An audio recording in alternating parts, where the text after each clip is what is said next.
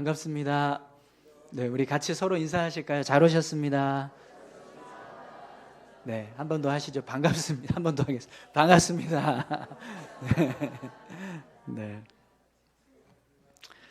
어, 광고 시간에도 좀 말씀드리겠지만 사실 저희 이제 어버이날 하면 다 거의 다 부모님이시잖아요. 네, 뭐다 부모님이시죠. 네, 그래서 다 꽃을 달아드리고 다 선물을 드려야 되는데 네, 그러지 못한 점 죄송합니다. 네, 조금 이렇게 인원이 많다 보니까 저기 조금 이렇게 좀 제한을 뒀습니다. 그래서 네, 우리 안나회하고 에스더회하고 일남전도회만 이렇게 좀 구분을 해서 선물도 드리고 꽃을 달아드리는 일을 했는데요. 네, 다른 분들 이렇게 꽃 못 받으셨다고 서운해하지 마시고요. 네, 우리 교회 안에 이제 연세 드신 분들이 너무 많으세요. 그래서 사실은 뭐 다 달아드려야 되는데 그렇지 못한 점 정말 정말 죄송하고 또 그렇습니다. 그래도 좀 이해해 주시고 또 우리 꽃 달고 계시는 분들을 위해서 또 같이 이렇게 기쁘게 또 축하해 주시고 또 격려해 주셨으면 좋겠습니다.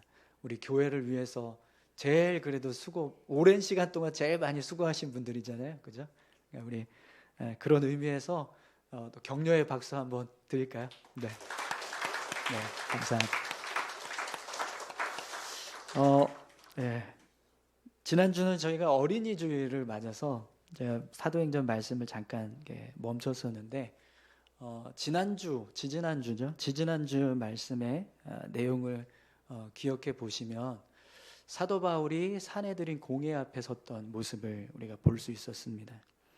네, 공회원들이 보여줬던 모습들은 결국에는 바울이 어떤 죄도 없었다라는 사실을 분명하게 알 수 있는 모습들이었어요. 사두개인들과 바리새인들이 서로 바울에 대한 의견차 때문에 막 다툼이 일어났는데 그 모습을 보면 바울이 뭔가 죄가 있어서 그런 고난을 당하고 있는 게 아니라 정말 그냥 유대인들이 바울을 시기하고 질투하는 마음 때문에 이런 지금 과정들을 겪고 있다라는 사실을 분명히 알 수 있었습니다.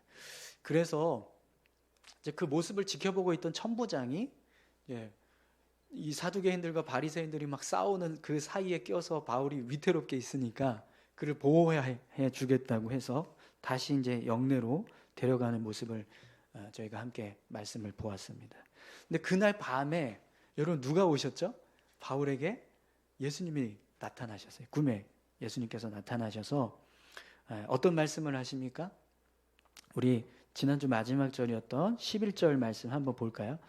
그날 밤에 주께서 바울 곁에 서서 이르시되 담대하라 내가 예루살렘에서 나의 일을 증언한 것 같이 로마에서도 증언하여야 하리라 하시니라. 아멘. 네.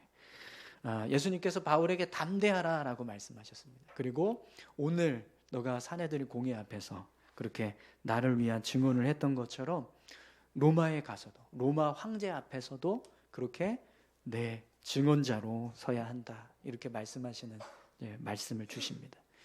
그래서 여러분 이 말씀이 임하고 나서부터 바울의 마음속에는 더 분명한 확신이 생겼을 겁니다. 그죠? 지금 자신이 이렇게 결박당하고 고난 겪고 있는 이 모든 상황들이 로마를 향한 예수님의 그 복음 증거를 위한 계획 속에 있었고 또 자신이 이 로마를 향해서 복음을 전하는 이 과정들을 이루어 가기까지 예수님께서 어떤 일을 행하실 거라는 걸 확신할 수 있었죠. 자신을 지켜주시고 보호해 주실 거라는 분명한 확신이 설 수 있었던 거죠. 이 모든 과정들이 지금 바울에게는 그냥 고난이 아니라 어떤 괴로움의 시간이 아니라 주님의 역사를 이루어가는 그런 복음의 증거자로서의 사명을 이루어가는 과정이 되고 있었다는 거예요. 그걸 분명하게 알 수 있는 그런 말씀을 이제 예수님께서 사도 바울에게 다시 부어주신 거죠. 그런데 오늘 본문 말씀을 보면 갑자기 어떤 사람들이 등장합니까? 바울을 죽이겠다고 식음을 전폐한 40명의 암살자들이 등장을 합니다. 여러분 12절에서 15절까지 말씀을 한번 보시겠어요?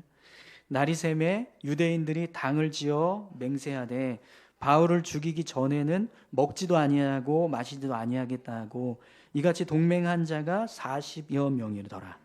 대제사장들과 장로들에게 가서 말하되 우리가 바울을 죽이기 전에는 아무것도 먹지 않기로 굳게 맹세하였으니 이제 너희는 그의 사실을 더 자세히 물어보려는 척하면서 공회와 함께 천부장에게 청하여 바울을 너희에게로 데리고 내려오게 하라. 우리는 그가 가까이 오기 전에 죽이기로 준비하였노라 하더니. 아멘. 네.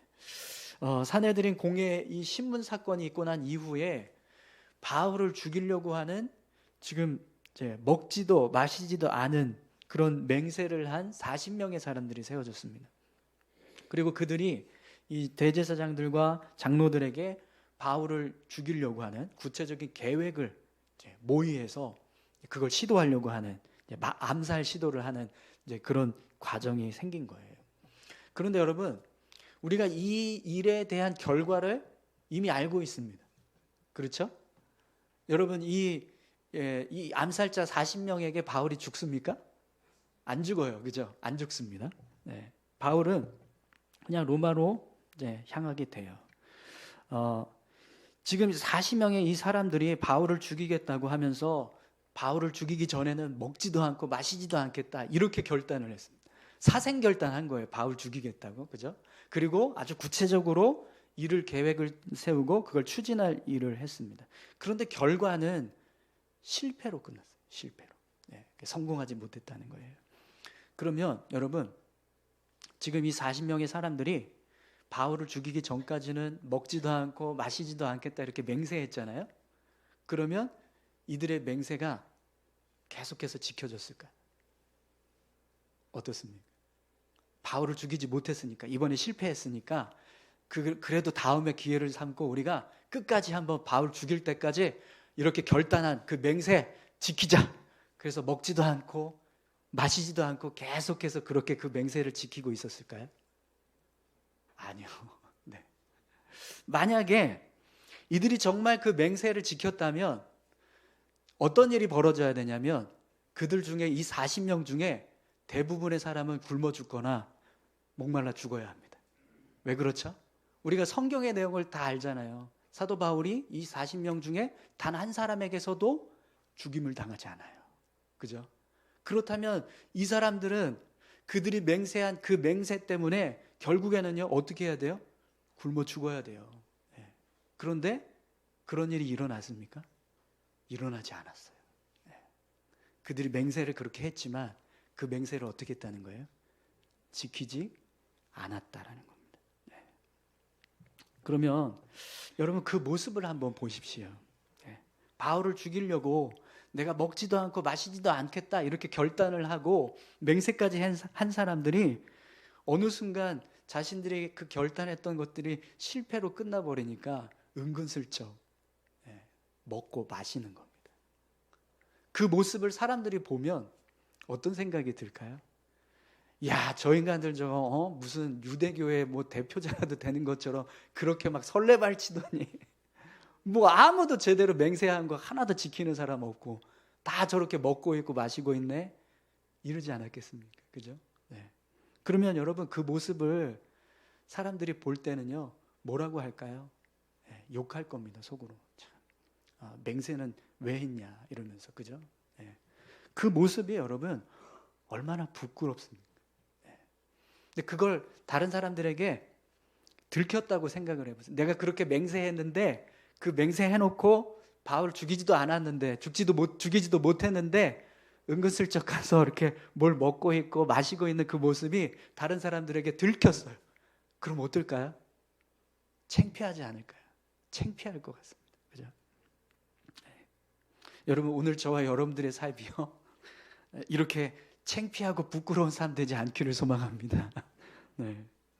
그러면 여러분 왜 이들의 삶이 이렇게 창피하고 부끄러운 모습으로 끝나게 되었을까요? 그들의 맹세를 지키지 못했기 때문입니다. 그죠? 그 맹세를 끝까지 지키지 못했으니까. 차라리 이 사람들이 굶어 죽었으면 야 역시 이랬을 텐데 그게 안 된 거잖아요. 그럼 도대체 이들이 왜 이 자신들의 맹세를 끝까지 지키지 못했을까요? 그들이 한 맹세가요, 헛된 맹세였다. 의미 없는, 가치 없는 일에 생명을 건 맹세가 되었기 때문이라는 겁니다.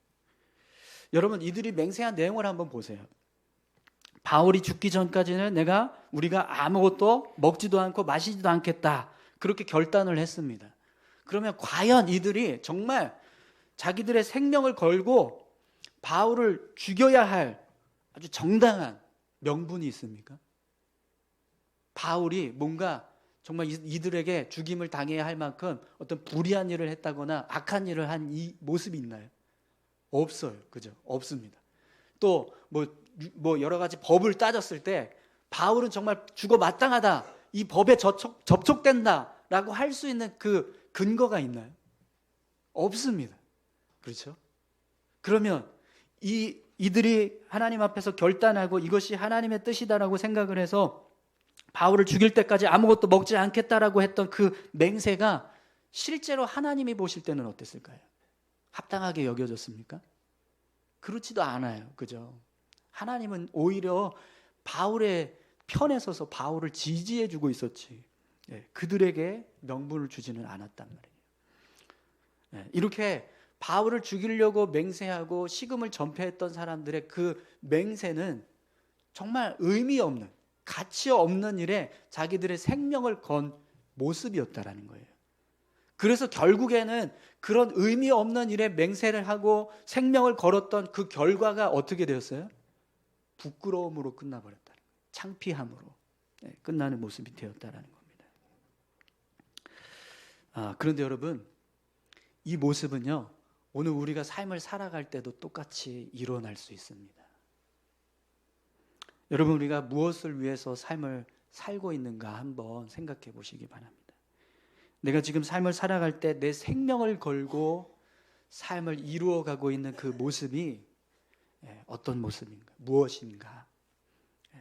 내 시간을 들이고 힘을 들이고 노력을 들이고 내 삶을 온전히 다 쏟아부어서 힘쓰고 살아가고 있는 그 모습이 무엇을 이루기 위한 모습인가? 여러분, 한번 그걸 생각해 보십시오. 그리고 이렇게 한번 질문해 보세요. 그게 정말 내 생명을 걸 만한 가치가 있는가? 내 인생을 전부 쏟아부어서 이루어야 할 중요한 일인가? 이것이 정말 내 삶을 온전히 내어드려도 될 만큼 하나님 앞에서 합당하게 여겨질 수 있는 일들인가? 이 질문을 했을 때 우리가 그렇다라고 대답을 한다면 여러분, 우리는요, 부끄러운 모습으로 우리 인생이 끝나지 않을 겁니다. 그러나 그렇다라고 하는 대답을 제대로 할 수 없다면 우리도 언젠가는요, 부끄러운 모습으로 우리 인생이 끝날 수도 있습니다. 왜요? 우리가 그렇게 열심히 힘써서 우리 생명을 걸고 삶을 들여서 이루려고 했던 것들이 결국에는 아무런 의미도 없는 정말 헛된 것들이었다라고 한다면 결국 그것이 드러나는 순간 우리는요, 부끄러울 겁니다. 창피하게 될 거라는 거죠. 사랑하는 성도 여러분, 오늘 저와 여러분들의 삶이요, 이렇게 정말 부끄럽고 창피한 모습으로 끝나지 않았으면 좋겠습니다. 우리가 하나님 앞에 섰을 때 하나님께서 우리 인생의 모습을 보시고 창피하고 부끄러운 모습으로 보여지는 그런 삶이 되지 않았으면 좋겠습니다. 오늘 우리가 추구해가고 있는 삶의 모습이 어떤 것인가 여러분 한번 생각해 보십시오. 정말 어떤 정당함도 없고 어떤 가치도 증명할 수 없는 그런 헛된 것들이 되고 있다면 언젠가 우리는 정말 하나님 앞에 부끄러운 모습으로 서야 합니다. 그러나 우리가 하나님 앞에서 이것이 정말 가치 있는 일이었구나, 정말 중요한 일이었구나 라는 것이 드러나게 되면 정말 기쁨으로 영광스럽게 우리가 하나님 앞에 서야 할 거예요. 오늘 저와 여러분들의 삶이요, 그런 삶이 되시기를 축원합니다. 그러면 여러분, 우리가 어디에 우리 삶을 드리고 우리의 생명을 거는 모습이 필요할까요? 오늘 본문 말씀을 보면 이렇게 헛된 것에 자기들의 생명을 걸었던 사람도 있는가 하면 반대로 정말 생명을 걸어야 할 일에 생명을 걸고 삶을 살았던 사람도 있습니다. 우리 16절 말씀을 한번 보시겠어요? 바울의 생질이 그들이 매복하여 있다 함을 듣고 와서 영내에 들어가 바울에게 알린지라. 지금 바울의 생질이 이 40명의 암살자들이 바울을 죽이려고 한다라는 계획을 알려주고 있어요. 이 생질이 누구냐면 성경에서 생질은 조카를 말하는 거예요. 조카. 누이의 아들 생질이라고 말합니다. 그러니까 조카가 지금 와서 감옥에 갇혀 있는 바울에게 이제 이런 암살자들이 세워져서 바울을 죽이려고 하고 있습니다라는 계획을 알려주었다라는 거죠. 그런데 여러분 이 모습을 한번 생각해 보세요. 지금 이 예루살렘 안에는 누가 있는 거예요? 식음을 전폐하고 바울을 죽이겠다고 그렇게 살벌하게 눈을 뜨고 있는 40명의 암살자들이 있는 겁니다. 또 그들뿐만 아니라 대제사장들과 장로들과 대부분의 유대인들이 지금 바울을 향해서 어떤 감정을 품고 있었어요? 적대적인, 증오하는 감정을 품고 있었단 말이에요. 그런 상황에서 이 조카가 감옥으로 찾아와서 지금 암살자들의 이야기를 전해주고 있는 거예요. 그럼 만약에 여러분 이 일이 잘못돼서 누군가 다른 유대인에게 알려졌다면 어떻게 되었을까요? 이건 뭐 감옥에 있는 바울이 문제가 아니라 감옥 밖에 있는 이 누이와 매형 그리고 이 조카의 생명이 지금 위태로워지는 상황이 되는 겁니다. 그런데 이 바울의 생질인 조카가 바울을 살리기 위해서 그런 모든 위험을 감수하고 감옥으로 찾아왔다는 겁니다. 그럼 여러분 왜 이 조카가 이런 위험을 감수하면서까지 바울을 살리려고 했을까요?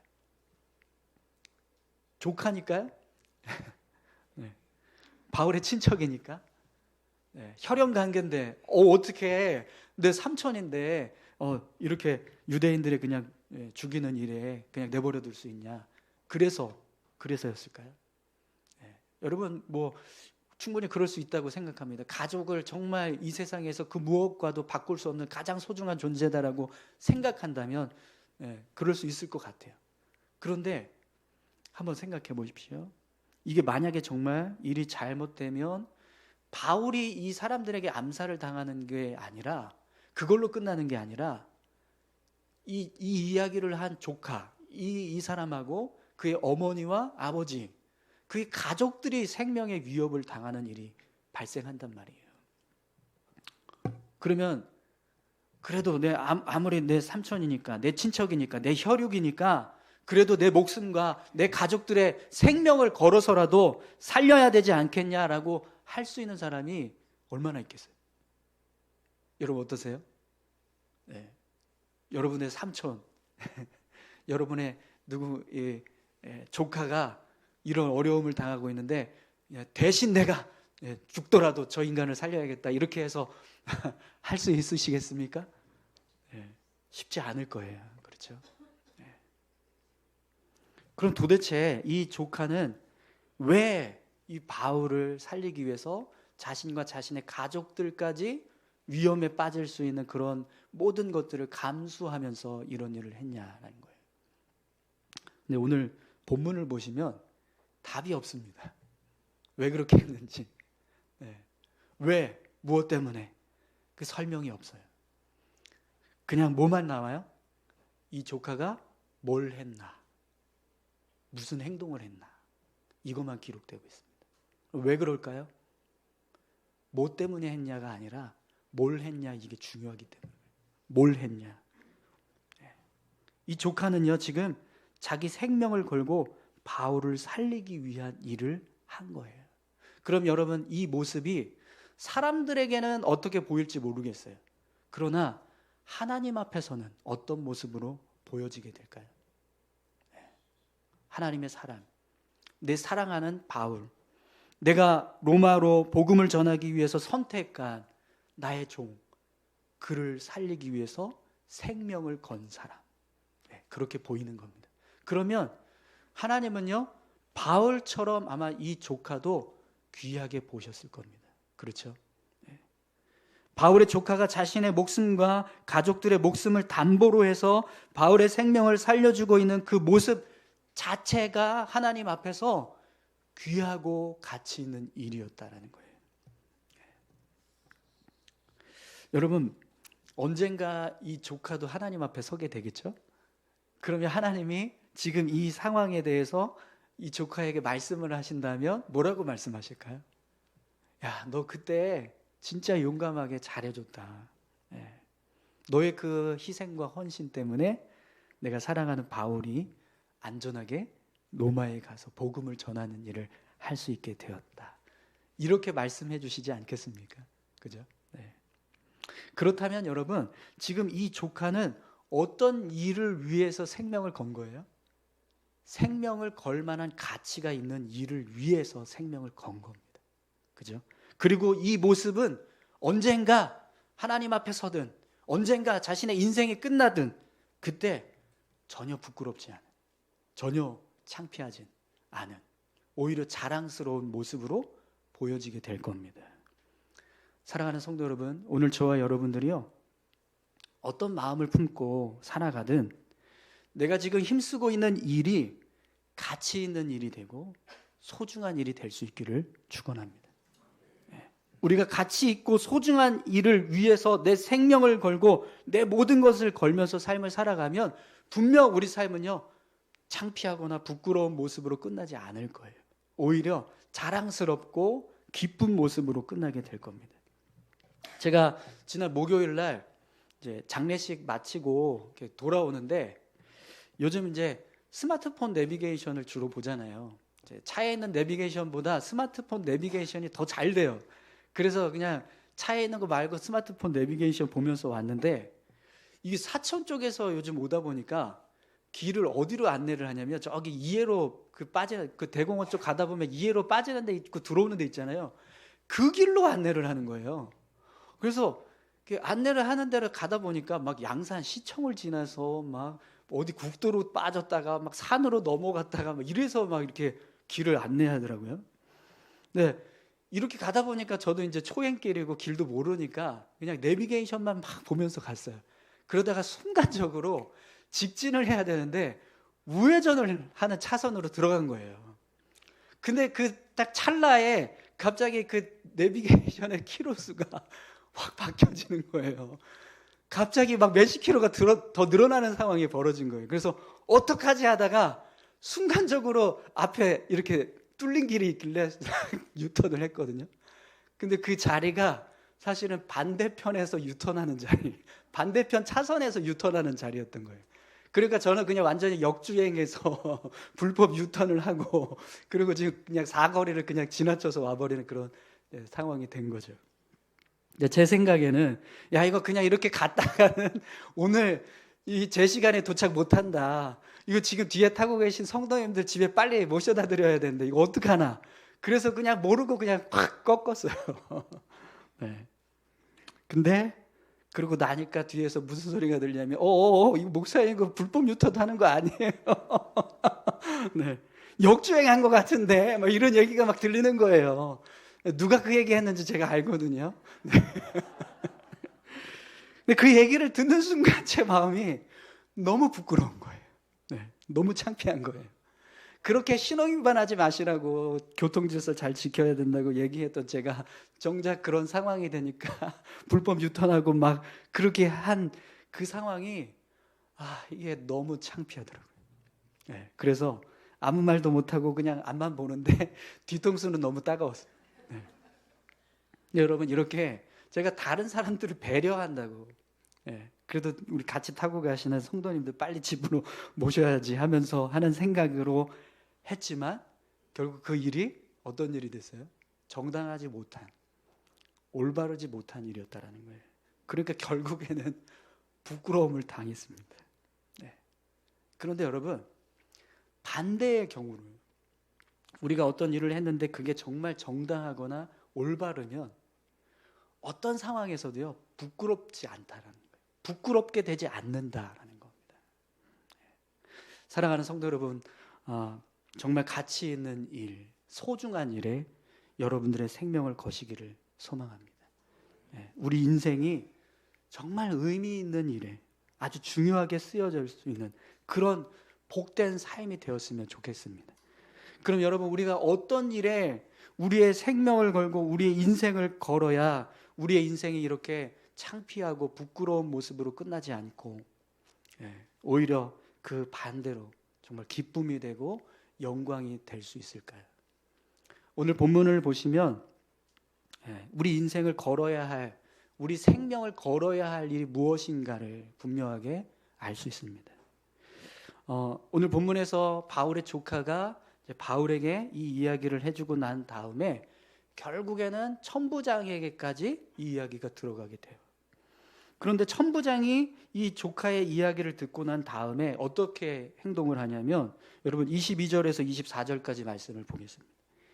이에 천부장이 청년을 보내며 경계하되 이 일을 내게 알렸다고 아무에게도 이르지 말라 하고 백부장 둘을 불러 이르되 밤 제3시에 가이사랴까지 갈 보병 200명과 기병 70명과 창병 200명을 준비하라고 또 바울을 태워 총독 벨리스에게로 무사히 보내기 위하여 짐승을 준비하라 명하며.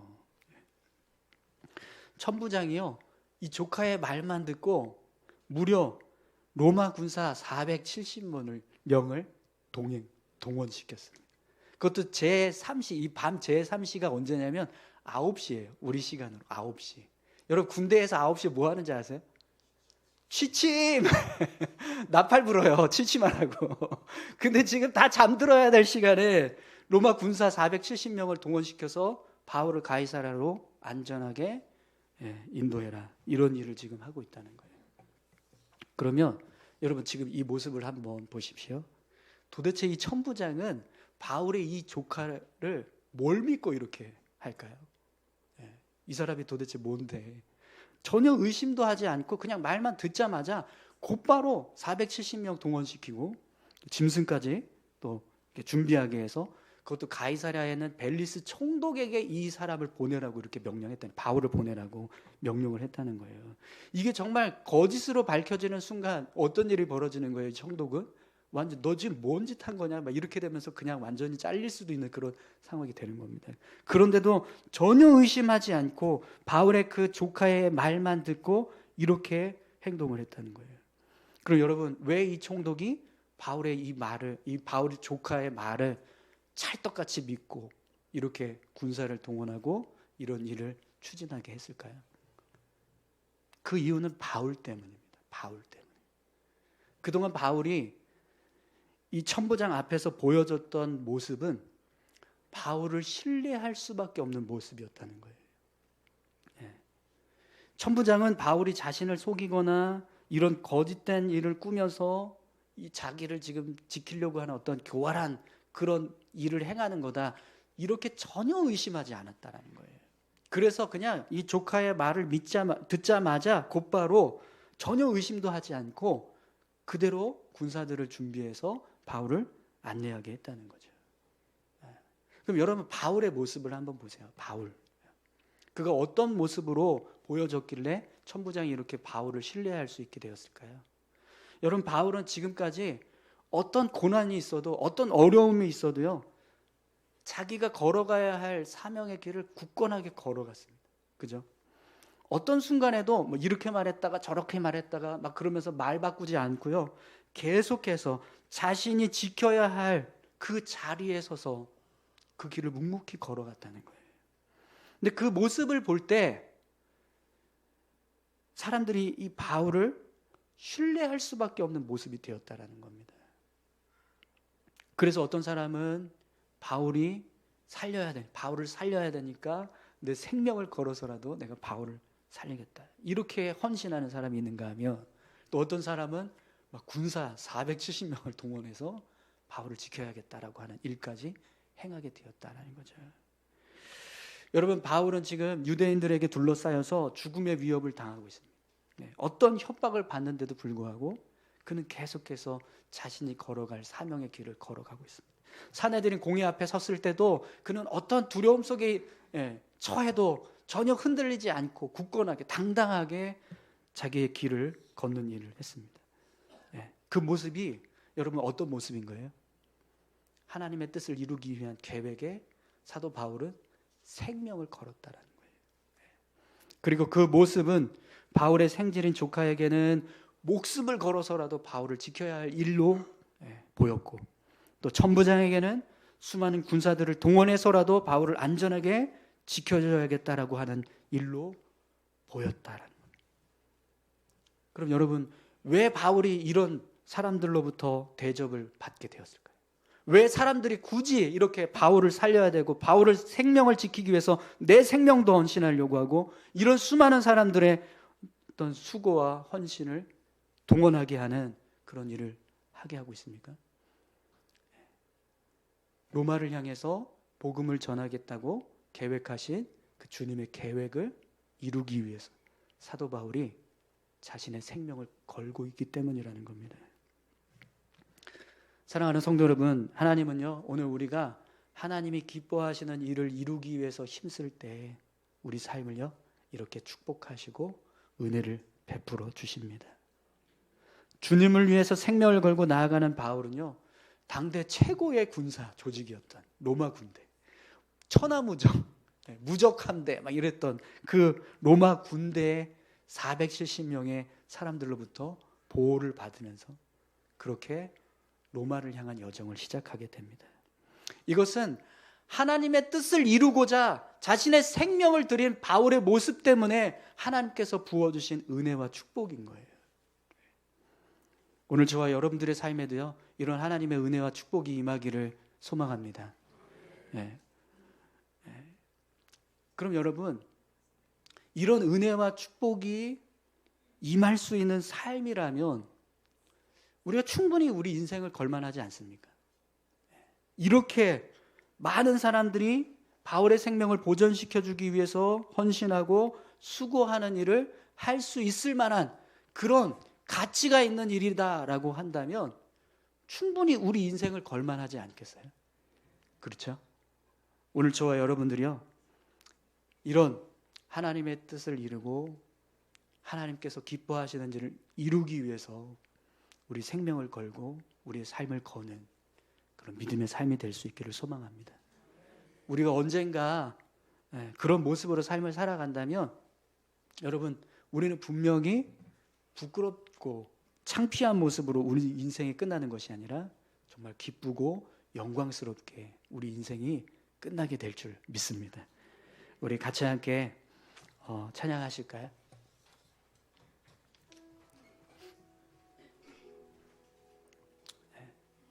하나님은 너를 지키시는 자, 이 찬양 우리가 너무나 좋아하고 또 자주 부르는 찬양입니다. 그런데 여러분, 이런 은혜가 누구에게 임하는가 우리가 잘 알고 있습니다. 하나님, 오늘 저의 삶에도 이런 은혜가 임하기를 소망합니다. 그런 믿음의 삶을 살아갈 수 있게 해주십시오. 우리 이렇게 믿음의 고백을 담아서 함께 찬양했으면 좋겠습니다.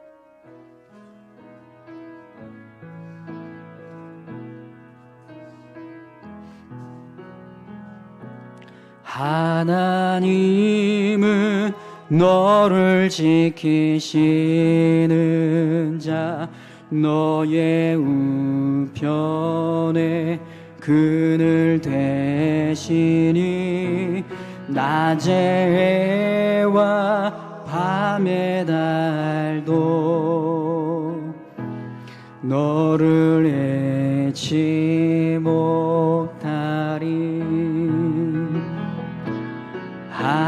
하나님은 너를 지키시는 자, 너의 환난을 면케하시니 그가 너를 지키시리라. 너의 출입을 지키시리라. 눈을 들어 산을 보아라. 너의 도움 어디서 오나. 천지 지으신 너를 만드신 여호와 눈을 들어 산을 보아라. 눈을 들어 산을 보아라. 너의 도움 어디서 오나. 천지 지으신 너를 만드신